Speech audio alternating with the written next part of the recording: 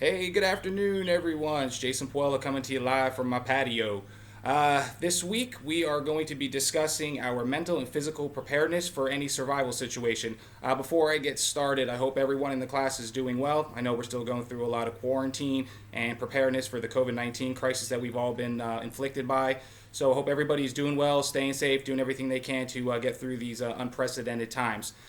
With that being said, this week I'm going to focus on hurricane preparedness. Now, living in Florida, I've been in Florida since 1988, so I'm well prepared in understanding how hurricane season works and what the best thing to do to be prepared for it.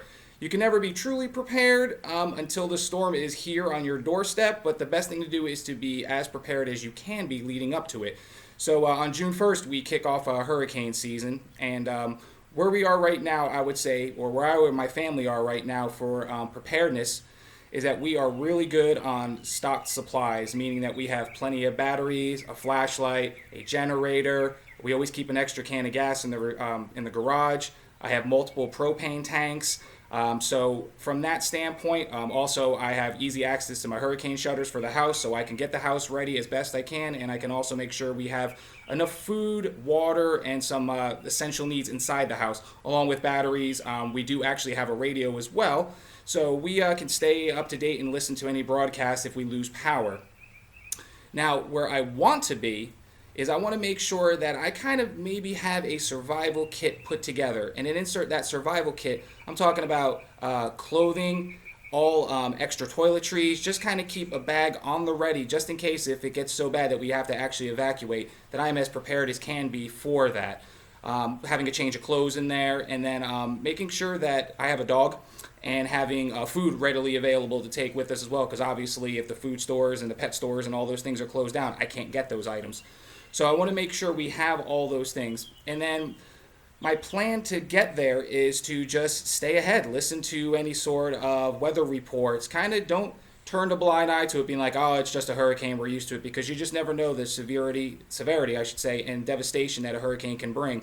So you always want to be as prepared as possible. Now, from physical side, still young enough that I think I'd be able to handle any of the situations physically by being able to put up my hurricane shutters, lifting, moving things from the patio to the garage, making sure that whatever items we have to take with us, I can easily lift, and also to make sure that our safe that we have in the house, with all of our important paperwork and everything for my wife and I, stays on the ready, easy to grab, on the go, and everything like that.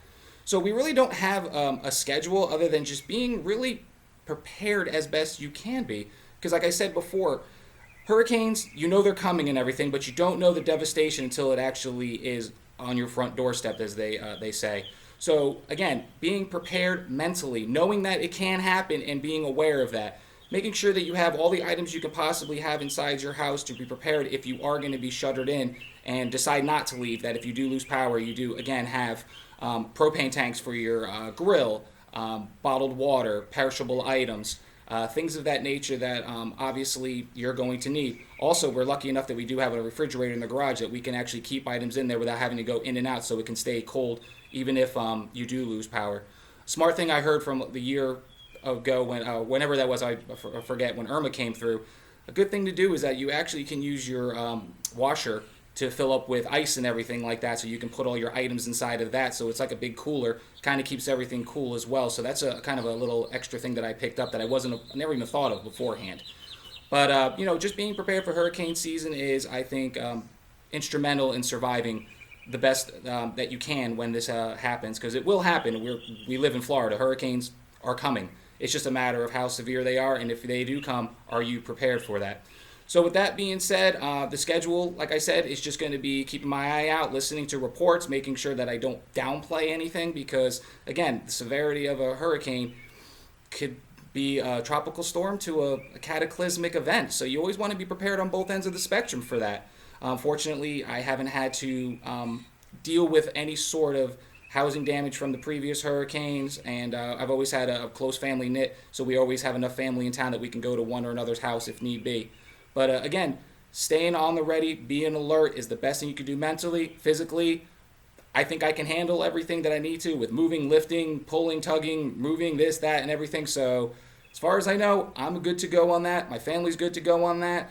So with that being said, great class so far. I really enjoy the reading, and the best part that I took out of our survival book that we were reading is that to be blatant, shit happens. I mean, you could be as prepared as you want to be, and you can be as ready and diligent as you need to be, but sometimes it happens. So just be prepared, be ready to make any sort of adjustment on the fly. I know we were talking about like having models that you kind of have a preconceived notion of what things are going to be like, but you don't know until it's actually happening. So just be ready to alter your plan to the best of your ability so you can survive and get through whatever horribleness is happening.